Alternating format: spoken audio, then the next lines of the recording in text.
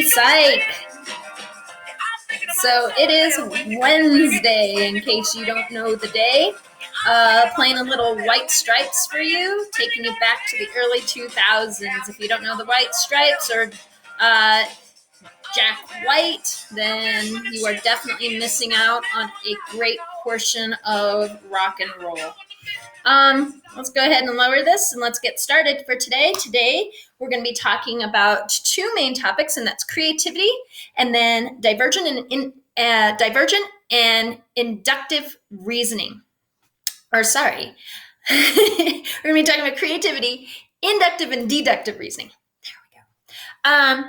We also are going to have a dice assignment today. Once again, it's going to ask that you get back in your groups. If you remember, we've been talking about those brain teasers, and you did those brain teasers for a reason. And right now you have a bunch of extra credit because of those brain teasers.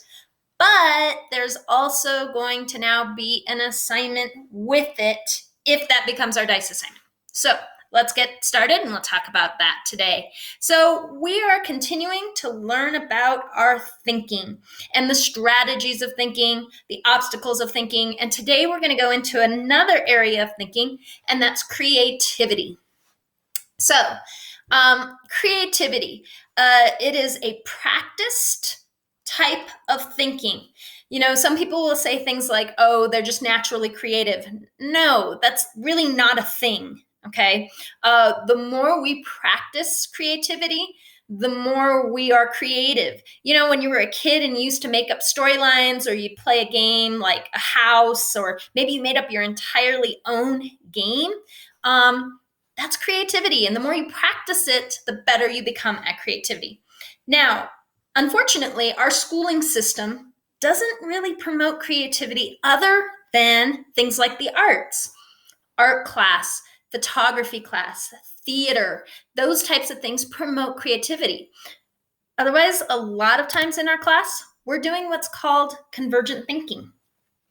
And that type of thought is limited to the available facts. Our science classes, our social studies classes, these are convergent types of thinking.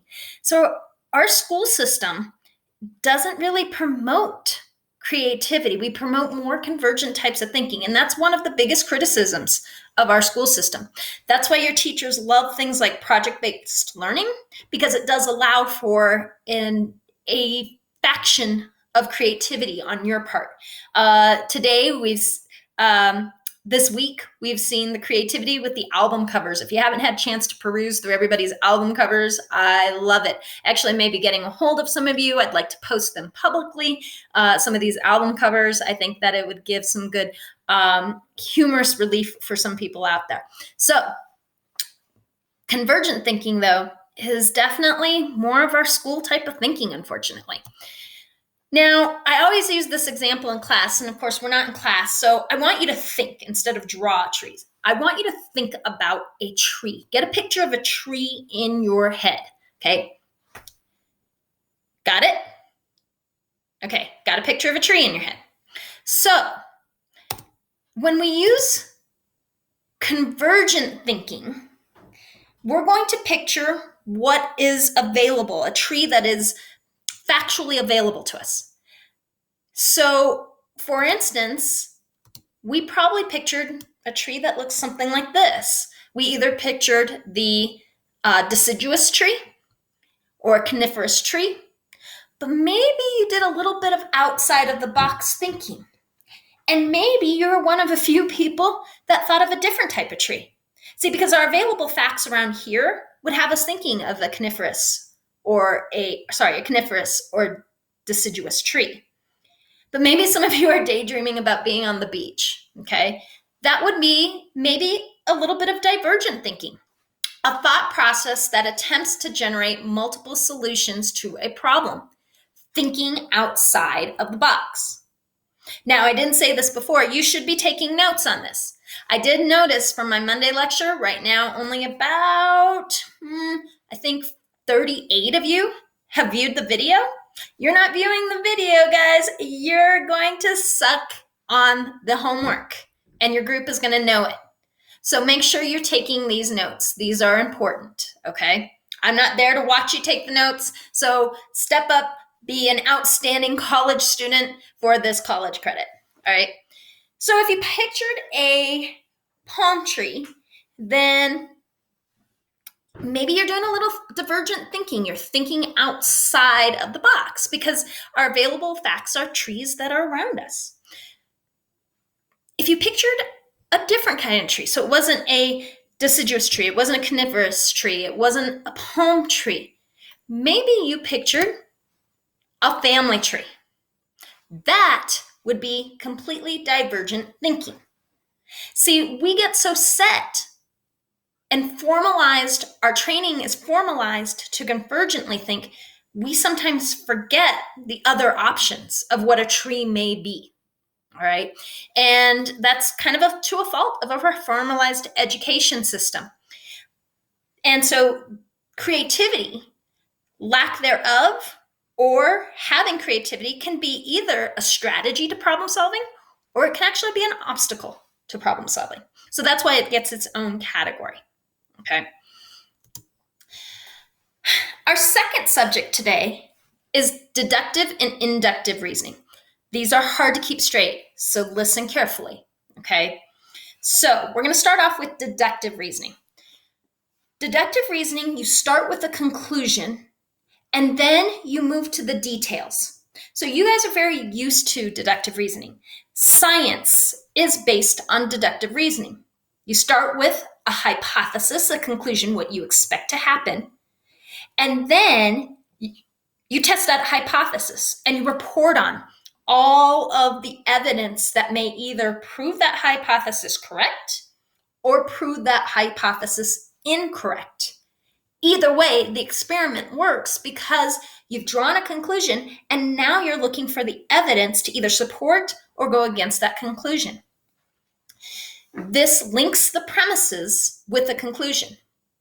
If all premises are true and clear, then the conclusion will be true. But if not all the premises are true and clear, then the conclusion will not be true. This is deductive reasoning. Okay. So I have some examples for you. We will have a DICE assignment on this on Friday, so you do need to know this well. All dogs are mammals.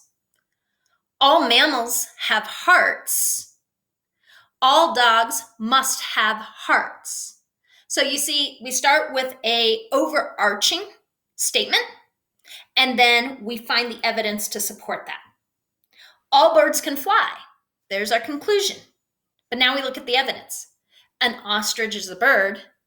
All ostriches can fly. No. So our conclusion is not true. Our deductive reasoning didn't lead to the right conclusion.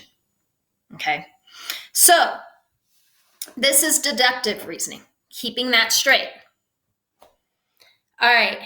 So you can see this graphic, nice way to kind of show you theory to hypothesis to observation to confirmation of that conclusion. Okay. Inductive reasoning. You start with facts and details and then move to a general conclusion. So, for instance, if you like to watch those crime shows, okay, they're going to start with the facts and the details. They're going to look for all the evidence to lead them to a conclusion. That's inductive reasoning. Normally at this point in school, we would play Clue. We would have taken a block hour to play Clue. And we would be doing a lot of inductive reasoning, gathering our clues to come to the conclusion of who did it, what room, and what weapon, okay? So we're looking at what is probable. We're looking for strong and weak evidence. And unfortunately, just like deductive reasoning, it can lead us to the incorrect conclusion, okay? So for example, we've seen 30 white swans. Therefore, all swans are white. Okay, but that's not true. Just because we saw 30 white swans doesn't mean that all swans are white. I've seen black swans before.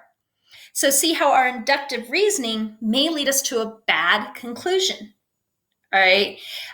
This could also be a form of heuristics. We have our heuristics where we're looking at evidence that lead us to a wrong conclusion. It's a shortcut. Okay. John is tall and plays basketball. Jared is tall and he plays basketball. All people that play basketball are tall.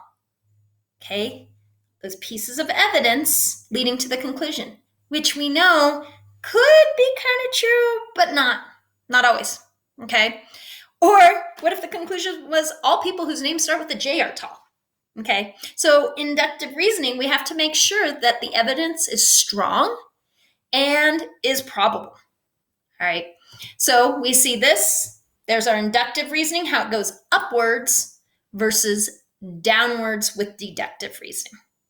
Okay, that being the difference. So with that said, and I'm not sure why my things are out of order, I'll come back to that. So here, this is another good graphic. I like this better because it kind of helps me understand. We're going to start with the broad and find evidence, or for deductive reasoning, or we're going to use inductive reasoning where we're looking at the evidence or the premises, okay, to lead to our conclusion. All right. And sorry, I didn't know that it did that. I scroll up and it moves the thing. Okay, so now let's go back. So this is what you're going to be assigned. You know those brain teasers that you did with your group? Now what you need to do is for each group, you need to take 3 brain teasers. 3 brain teasers that you either got correct or you got incorrect, okay? And as a group, you need to decide this second part of what was on that worksheet. You're only going to do this for 3 brain teasers, 1 sheet per group, okay? So you can go back into your document that you submitted to me with the correct answers or what you thought may have been the correct answers, and you can type in, maybe in a different color font, your evaluation of 3 brain teasers. You're going to decide based on the notes that you took. Hey, that's why you need to take notes. Based on the notes that you took, what strategy, problem-solving strategy, led you to answer that correctly? Or what problem-solving obstacle caused you to answer it incorrectly? The feedback is in your Schoology document on the side, on my notations and comments. So you'll know which ones you got correct and which ones you got incorrect. In case you can't find that somehow, some way, I will post the answers also into our daily Schoology page. So your job, again, let me reiterate that. Take 3 of those brain teasers that you did as your group. Meet again as a group. Once again, do a Zoom, do a Google meet again as a group, and together decide for 3 of those brain teasers, what obstacle did you actually face to not get that correct? Use our vocabulary terms. Or what strategy did you use to get that correct? And not just write, don't just write the vocabulary term, explain. So 3, obstacle or strategy, use the term and explain, okay? That's it, that's all. This is a dice assignment. We will roll the dice on Monday. Unfortunately, we won't do it per class for this one because you guys have groups that vary between classes. So we'll roll the dice on Monday and decide which of our assignments to turn in. This is our first dice assignment for this week. We'll get one more on Friday about inductive and deductive reasoning.